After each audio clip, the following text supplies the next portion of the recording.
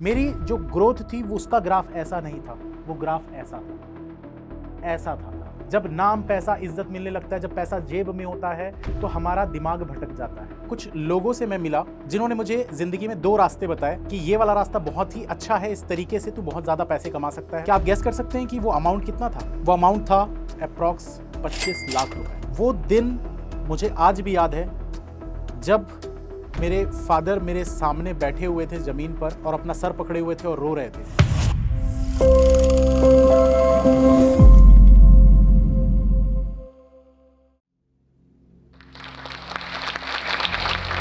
वक्त और हालात ने मेरी जिंदगी के साथ कुछ ऐसा किया था, बिल्कुल इस कागज की तरह। आपसे एक बात पूछूं, एक सफल इंसान को जीवन में क्या चाहिए? पैसा, शोहरत, इज्जत, प्यार, यही 4 चीजें चाहिए ना। मैंने ये चारों चीजें हासिल भी की और खो भी दी।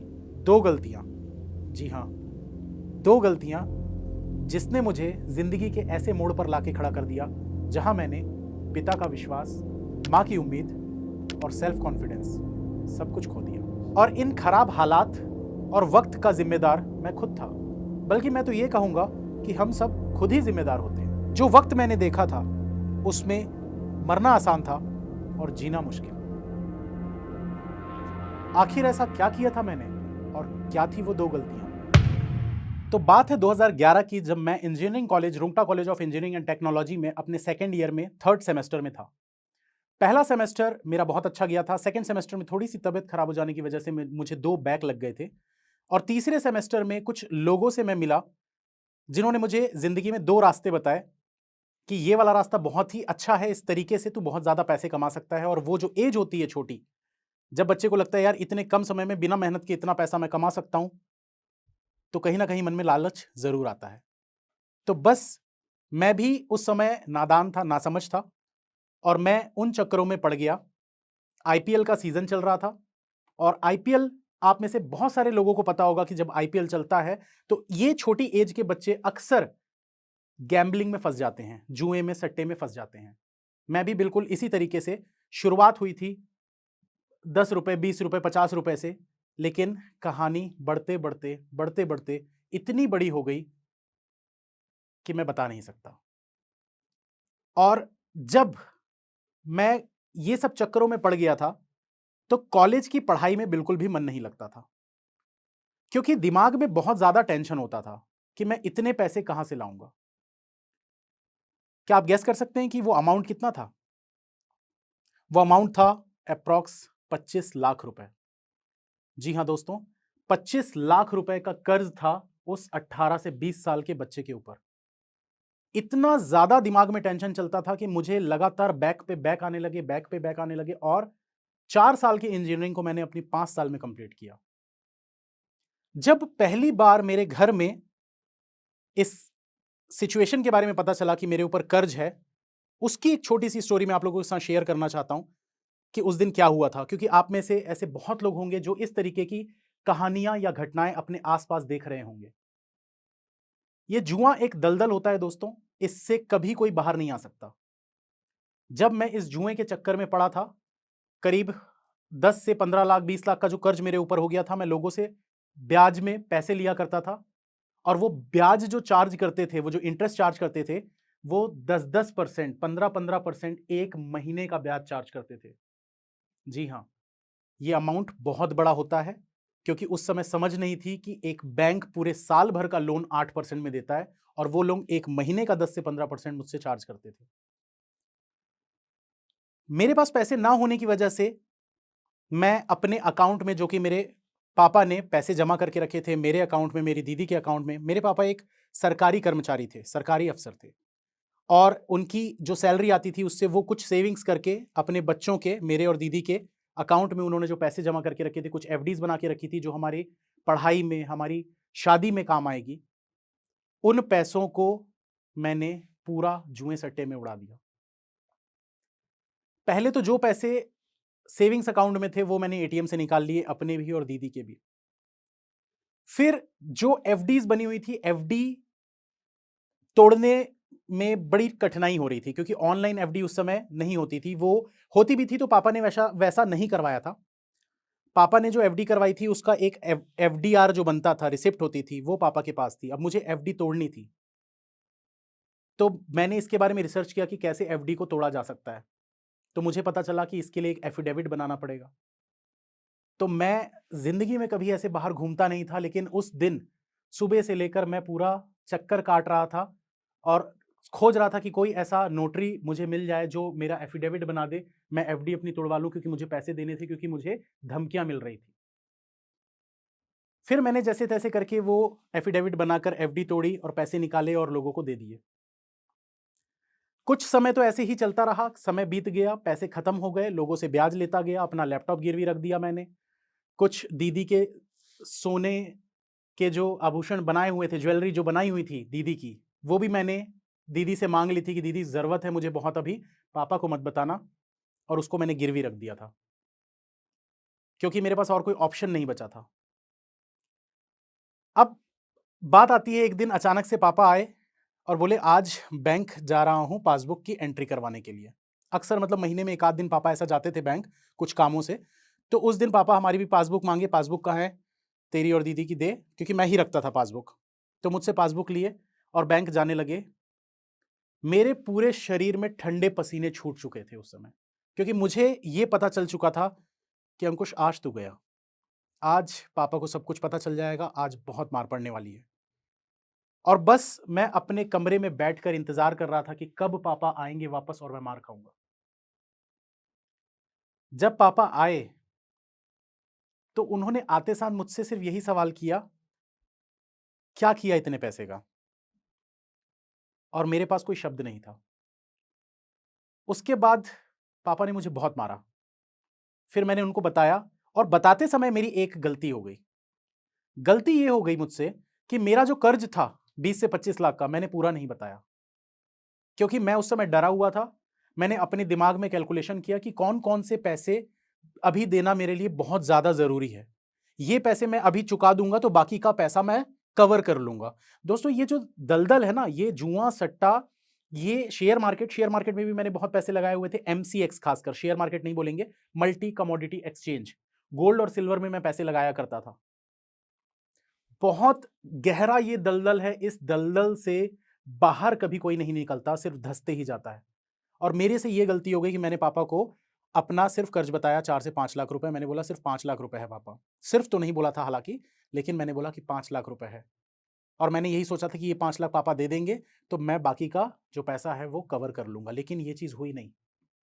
समय बीतता गया, मेरा इंजीनियरिंग सेकंड ईयर से थर्ड ईयर पे पहुँच गया, थर्ड ईयर से फोर्थ ईयर में पहुँच गया, और ये जो सिलसिला था वो चलता ही गया, क्योंकि वो पैसा बढ़ता ही गया। तो धीरे-धीरे वक़्त गुज़रता गया और मेरी इंजीनियरिंग कंप्लीट हो चुकी थी, जो कि 4 साल की होती है। 4 साल के बाद मेरा जो फाइनल सेमेस्टर था, उस पे मेरा बैक लगा हुआ था, और वो बैक था मेरा सेकंड सेमेस्टर का, मैथमेटिक्स 2 M2। इसका बैक, इस पेपर में मैं करीब-करीब 8 से 9 बार फेल हुआ था, और फाइनली जाकर वो 2015 में क्लियर हुआ, तो मेरी इंजीनियरिंग पूरे 5 साल की हो चुकी थी। इंजीनियरिंग कंप्लीट होने के बाद अब दिमाग में सिर्फ और सिर्फ एक ही डर लगता था कि अब जॉब तो है नहीं मेरे पास, कर्जा इतना बड़ा हो चुका है, एक बार तो पापा को बता चुका हूं, अब दूसरी बार कैसे बताऊं, कहां से ये पैसे जुगाड़ करूं, कहां से लेकर आऊं इतने सारे पैसे। और इस समय सिर्फ और सिर्फ दिमाग में ये जो टेंशन चलता था कि कभी कौन कौन कहां से आके मुझे धमकी देगा, कोई मार देगा, कुछ कर देगा, घर वालों को कोई कुछ ना बोल दे, पापा को पता चल जाएगा तो क्या होगा, समाज में इधर-उधर बात फैलेगी तो क्या होगा, लोगों को पता चलेगा तो क्या होगा, जो इतना नाम बनाया हुआ था पापा का वो सब पूरा चला जाएगा। ये सब चीज़ें दिमाग में चलती रहती थी और इतना ज़्यादा टेंशन होता था कि कुछ भी करने का मन नहीं करता था। एक दिन की बात है, मैं बैठा हुआ था फुटपाथ पर, और मेरे सामने से एक साइकिल में एक आदमी और एक औरत अपने 2 बच्चों के साथ जा रहे थे। एक बच्चा आगे रेलिंग में बैठा हुआ था और एक बच्चा पीछे लेडी के गोद में बैठा हुआ था। और जब मैंने उनको देखा कि वो परिवार इतना हँसी-खुशी, कुछ भी नहीं है, एक साइकिल है, उसमें जा रहे हैं हँसते हुए बढ़िया अपने बच्चों के साथ, मुझे ये फ़ील हो रहा था कि मैं अपने परिवार वालों के साथ क्या कर रहा हूँ? मैं क्यों ये सब चक्करों में पड़ गया अपने आप को, ये जो मेरी, मतलब ऐसा मुझे फ़ील हो रहा था कि मेरी ज़िंदगी की जो पहली सबसे बड़ी गलती थी, उसका रिजल्ट आ जाने वाला है, ये चीज़ मैं फ़ील कर रहा था, क्योंकि मुझे ऐसा लग रहा था कि मुझे जाके घर में बता देना चाहिए। और हुआ कुछ ऐसा ही, जब मैं वापस घर गया, घर जाकर मैंने बड़े ही मतलब भारी मन से अपने पापा को ये चीज़ बताई कि पापा, मैंने पिछली बार आपसे झूठ कहा था, मेरे ऊपर और भी कर्ज है। और पापा का रिएक्शन उस समय ऐसा देखकर मैं बहुत ज़्यादा हैरान हो गया था, क्योंकि इस समय पापा ने ना मुझे मारा, ना मुझे कुछ बोला, बस यही बोला, क्या बोल रहा है? और वो मुझे बस देखते रहे, क्या बोल रहा है? कितना है? कितना बचा हुआ है? जब मैंने उनको असली फिगर बताया 25 लाख रुपए, तो वो सर पकड़कर ज़मीन में बैठ गए। वो दिन मुझे आज भी याद है, जब मेरे फादर मेरे सामने बैठे हुए थे ज़मीन पर और अपना सर पकड़े हुए थे और रो रहे थे। और ये कह रहे थे कि अंकुश, तू कुछ नहीं कर सकता, तूने जीते जी मुझे मार दिया। अगर तू कुछ करेगा, ऐसे ही अगर करते रहेगा, तू पूरा घर-बार सब कुछ बेच डालेगा, मेरी बेटी का क्या होगा? मुझे मेरी बेटी के बारे में भी सोचना है। तू तो नालायक निकला, तूने कुछ भी नहीं किया, सिर्फ़ और सिर्फ़ दुःख-दर्द ही हमको दिया है। और वो फूट-फूट कर रोने लगे। उस समय मेरी सिस्टर भी थी वहाँ, सिस्टर भी रो रही थी, मम्मी भी रो रही थी, और मेरी आँखों से सिर्फ़ आँसू गिरे जा रहे थे, और मेरे दिमाग में सिर्फ़ ये चल रहा था कि मैं ऐसा क्या कर सकता हूँ कि मैं अपने फादर की नज़रों में दोबारा से ऊपर उठ सकूँ। और उन्होंने मुझे एक बात कही, जो मेरे दिल में लगी। वो बात थी कि तू घर बैठ जा, तेरे बीवी-बच्चों को मैं खिला लूँगा। तू कुछ करेगा तो तू सिर्फ़ हमें डुबा देगा। और ये बात जब दिल पे लगी, अक्सर होता ऐसा है ना कि फ़ील होना चाहिए अंदर से कि मुझे कुछ बड़ा करना है। मेरे लिए वही दिन था कुछ बड़ा करने का। रात भर मैं सोया नहीं, ना खाना खाया, अपने कमरे में बैठा रहा और इंटरनेट पर सिर्फ़ और सिर्फ़ यही सर्च कर रहा था कि सरकारी नौकरी कैसे मिलेगी। सुबह जब उठा, बहुत सारे मैंने देखे कि क्या-क्या सिलेबस होता है, कौन-कौन से एग्ज़ाम्स होते हैं, क्या पेपर होते हैं। सुबह जब मैं उठा, तब मैंने देखा कि पापा बैठे हुए हैं, पेपर पढ़ रहे हैं। मैं पापा के पास गया और मैंने पापा को बोला, पापा मैं पीओ बनूँगा। पापा ने कोई जवाब नहीं दिया। मैं चला गया चुपचाप और मैंने अपनी पढ़ाई चालू कर दी।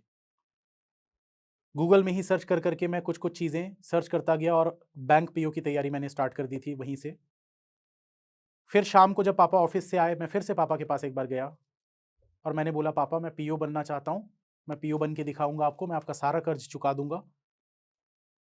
पूरा 25 लाख रुपए मैं आपका चुका दूँगा। मुझे पीओ बनना है और ये कोचिंग मुझे जॉइन करनी है, इसकी 10,000 रुपए फ़ीस है। पापा ने बोला, तेरे को बोला ना एक बार, तू घर बैठ जा, तू कुछ नहीं कर सकता।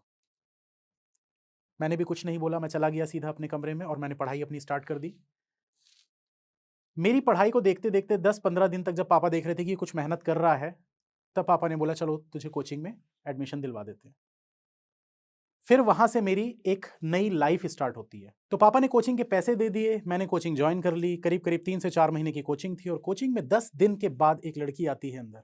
होता है ना दोस्तों, जब आप लव एट फर्स्ट साइट, कुछ लोग मानते हैं, कुछ लोग नहीं मानते हैं, तो मेरे साथ ऐसा हुआ। एक लड़की आई अचानक से 10 दिन के बाद और बस मुझे ऐसा लगा कि मुझे इससे प्यार हो गया है। पूरी कोचिंग 3 महीने तक मैंने उससे कोई बात नहीं की। कोचिंग खत्म होने के बाद मेरी उससे बातचीत स्टार्ट हुई और कोचिंग खत्म हो चुकी थी, मैं एग्ज़ाम्स दे रहा था, देते इतने सारे खर्चे होते हैं एग्ज़ाम के कि आपको मॉक टेस्ट खरीदना है, पेपर देना है, फॉर्म्स भरना है। तो ये सब पैसे पापा से माँगते हुए मुझे बहुत ज़्यादा बुरा लग रहा था और मुझे ऐसा लग रहा था कि मैं कुछ तो ऐसा करूँ, कुछ तो काम करूँ जहाँ से मैं पैसे अर्न कर सकूँ। तो मैंने ऑनलाइन सर्च किया, ऑनलाइन सर्च करने से मुझे बहुत सारी चीज़ें मिली, लेकिन उसमें सिर्फ़ एक ही चीज़ समझ में आई कि यूट्यूब ही है ऐसा जिससे पैसा मिलेगा, लेकिन यूट्यूब की जर्नी इतनी आसान नहीं है। मैंने स्टार्ट किया और जो मेरी गर्लफ्रेंड थी उन्होंने बहुत सपोर्ट किया, बहुत ज़्यादा सपोर्ट किया, क्योंकि जब मैंने चैनल को स्टार्ट किया था मेरा सिर्फ़ 1 सब्सक्राइबर थी अकेली वही, और वो ये बोलती थी कि मैं तेरा वीडियो देख रही हूँ और इसको मैं शेयर भी कर रही हूँ, तू बस वीडियो बनाते जा।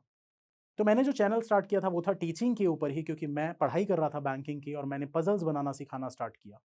मैं इसी में बेहतर था, जो मेरा टैलेंट था उस चीज़ को मैं यूट्यूब पे वीडियोज़ बना-बनाकर सिखाने लगा लोगों को और वो चीज़ लोगों को पसंद आने लगी। धीरे-धीरे मेरा जो चैनल है वो ग्रो करने लगा और जब बोलते हैं ना कि ज़िंदगी में आप आगे बढ़ने लगते हो तो ऊपर वाला आपको और आगे बढ़ाने के लिए साथ देता है, मतलब कुछ ना कुछ चीज़ें अच्छी होने लगती है लाइफ में। वही चीज़ मुझे ऐसा लग रहा था कि मेरे साथ हो रही है। बस एक चीज़ थी कि मेरे पेपर नहीं निकल रहे थे, प्रीलिम्स निकलते थे, मेंस नहीं निकलते थे। करते-करते पूरा 1 साल गुज़र चुका था और पापा से फिर वही बात हुई। 1 साल के बाद पापा ने कहा, "तुझसे नहीं हो पाएगा, तू घर बैठ जा। तू नहीं कर सकता, सरकारी नौकरी तेरे बस की बात नहीं है।" तो वो आग दिल में फिर से लग गई मेरे कि मुझे कुछ तो करना है। यूट्यूब से पैसे तो आ रहे थे 10-12 हज़ार रुपए, लगभग 6 महीने के स्ट्रगल के बाद वो 10-12 हज़ार मेरे लिए बहुत थे, क्योंकि मेरे खर्चे उसमें निकल जा रहे थे। फाइनली जब मेरा पेपर क्लियर हुआ, वो क्लियर होने के समय जब मैंने पापा को बताया, मैं हमेशा पापा को कहता था, "पापा मैं पीओ बनूँगा", और पापा कहते थे, "पीओ छोड़ दे, तू क्लर्क बन जा, पीओ तू नहीं बन सकता, तेरे बस की बात नहीं है ऑफिसर बनना, तू क्लर्क ही क्लियर कर ले।" लेकिन मैं हमेशा कहता था, "पापा मैं पीओ बनूँगा", और वो कहते हैं ना, मैनिफेस्टेशन वर्क करता है। हुआ यही कि पूरी जर्नी में, पूरी प्रिपरेशन में मेरे क्लर्क के कभी पेपर क्लियर ही नहीं हुए। मेरा पहला पेपर क्लियर हुआ तो ऑफिसर का, और मेरी नौकरी लगी छत्तीसगढ़ राज्य ग्रामीण बैंक में। सुबह 9 बजे का समय था, जब रिजल्ट आया, मैंने दौड़ते हुए पापा को बुलाया और बोला, "पापा, मैं पीओ बन गया।" ये शब्द सुनने के बाद जो उनकी आंखों से आंसू गिरे, वो आंसू जो उस दिन गिरे थे और आज के जो आंसू थे, इसमें फर्क बस इतना था कि आज खुशी के आंसू थे। तो जब बैंक की नौकरी लगी तो मुझे लगा कि अब मैंने पापा का विश्वास, माँ की उम्मीदें और अपना सेल्फ कॉन्फिडेंस वापस से पा लिया है। और इसी विश्वास के साथ मैं चला गया नौकरी करने के लिए घर से 420 किलोमीटर दूर, एक नक्सलाइट एरिया दंतेवाड़ा, रायपुर से 420 किलोमीटर दूर। और वहाँ मैंने अपने आँखों के सामने बसें जलती भी देखी थी जब मैं बैंक से वापस आता था। तो डर तो घर वालों को भी लगता था, मुझे भी लगता था, लेकिन जॉब तो जॉब होती है। जब मैं वहाँ जॉब कर रहा था, जॉब करते-करते मेरे दिमाग में एक चीज़ आती थी कि मैं टीचिंग में बहुत अच्छा हूँ, मैं टीचिंग पैशन को फ़ॉलो करना चाह रहा था। तो वक़्त, कहते हैं ना कि पहले मैं जुआ खेल रहा था, अब इस बार ज़िंदगी मेरे साथ जुआ खेल रही थी।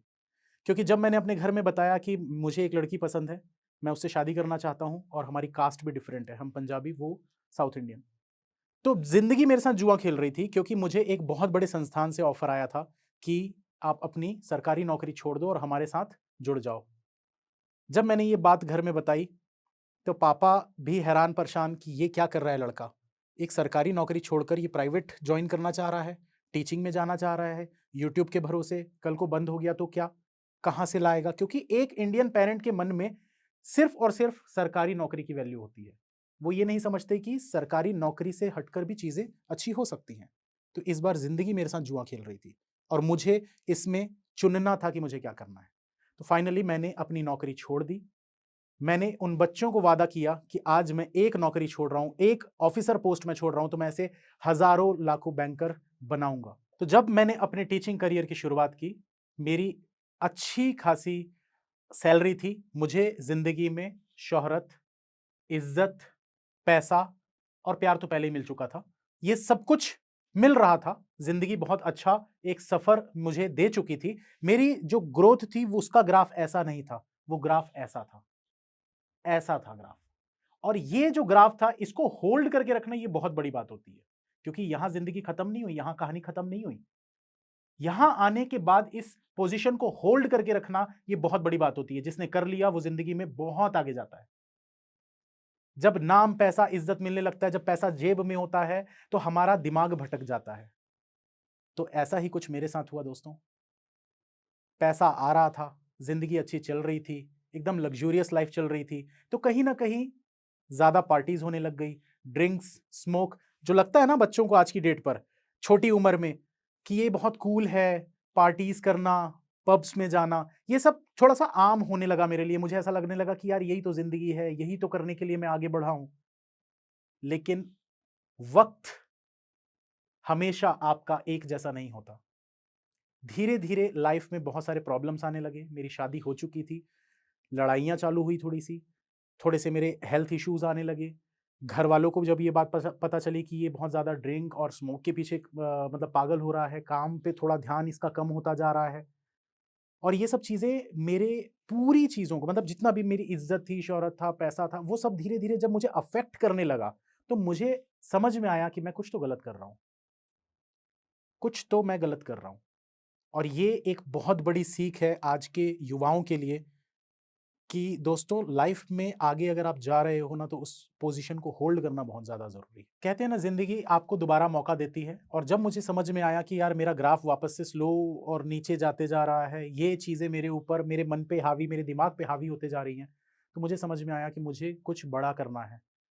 क्योंकि मैंने अगर लाइफ में अपने ये अचीवमेंट्स लिए हैं, जो भी मैंने अभी तक आप लोगों को बताया, तो मतलब ज़िंदगी चाहती थी कि मैं और कुछ बड़ा करूँ, लेकिन मेरी गलतियों की वजह से मैं वो कर नहीं पा रहा था। तो मैंने फिर जिस कंपनी में मैं काम कर रहा था वो कंपनी मैंने छोड़ी, हमने एक नई कंपनी बनाई और हज़ारों बच्चों को सिलेक्शन दिलवाया। हज़ारों बच्चे आज की डेट पे बैंक में जॉब कर रहे हैं, कभी भी किसी भी बैंक में जाएँ तो बच्चे मिलते हैं कि सर हमने आपसे पढ़ाई की है। हमने अपना एक ब्रांड ऐसा बना लिया, ऐसी कंपनी बना ली कि अब जिस कंपनी से मैंने स्टार्ट किया था, हम उस कंपनी को भी टक्कर देते हैं। ये मेरे लिए दोबारा से बहुत बड़ा अचीवमेंट हुआ, क्योंकि ये चीज़ करना ज़रूरी होता है। आपको अपनी गलतियों को समझना आना चाहिए, आपको अपनी गलतियों को सुधारना आना चाहिए, और मैं एक टीचर हूँ। मैं सिर्फ़ और सिर्फ़ एग्ज़ाम्पल देकर ही बात कर सकता हूँ। मेरी ये जो लाइफ़ है, इससे बड़ा एग्ज़ाम्पल आपके लिए कुछ नहीं हो सकता कि कैसे अपनी गलतियों को सुधारना है, कैसे ज़िंदगी में आगे बढ़ना है। किसी भी एक जगह पर हार मानकर नहीं बैठ जाना है, क्योंकि अगर आप हार मानकर बैठ गए तो आप कुछ भी नहीं कर पाओगे। और ज़िंदगी में जब मुझे दोबारा ऐसा मौका दिया, जब मैं आगे बढ़ने लगा, तो रीज़निंग के लिए मुझे इतने बच्चों ने फ़ॉलो किया। आज की डेट पे मैं टॉप रीज़निंग एजुकेटर हूँ ऑल ओवर इंडिया। हज़ारों बच्चों का हमने सिलेक्शन करवाया हुआ है, और रिसेंटली मुझे online teaching excellence award of the year मिला है। और ये दर्शाता है कि आज अगर मैं इस जगह पर खड़ा हूँ आपके सामने, मैं एक छोटा-सा बच्चा जो कर्ज में डूबा हुआ था 25 लाख के, अगर वो आज इस मुकाम पर पहुँच सकता है, ये चीज़ें हासिल कर सकता है, तो आप क्यों नहीं कर सकते? आप भी कर सकते हो। और आज यहाँ जोश टॉक पर आने के बाद मुझे बहुत अच्छा लगा, क्योंकि ये जो जोश टॉक का ये जो स्टेज है, ये स्टेज पर पहुंचना ही एक बहुत बड़ी उपलब्धि है, क्योंकि यहाँ पर आए हुए जितने भी लोग हैं, जितने भी लोग यहाँ तक पहुँचे, उन्होंने इस समाज में कुछ ना कुछ एक अच्छी सीख दी है, कुछ अच्छा बदलाव करने की कोशिश है, जो कि जोश टॉक कर रहे हैं। बहुत अच्छा लगा यहाँ पर आकर जोश टॉक की इस टीम से मिलकर। और हाँ, जाने से पहले शुरुआत में मैंने ये मेरी ज़िंदगी है, मैंने इसको साफ किया और इस पर लिखा लव यू ज़िंदगी। तो अगर आपकी भी ज़िंदगी में कुछ इस प्रकार की चीज़ें हुई हैं या हो रही हैं, तो अपनी ज़िंदगी को ऐसे ही साफ करते हुए उस पर लिखिए लव यू ज़िंदगी। You can and you will, अगर आप चाहें।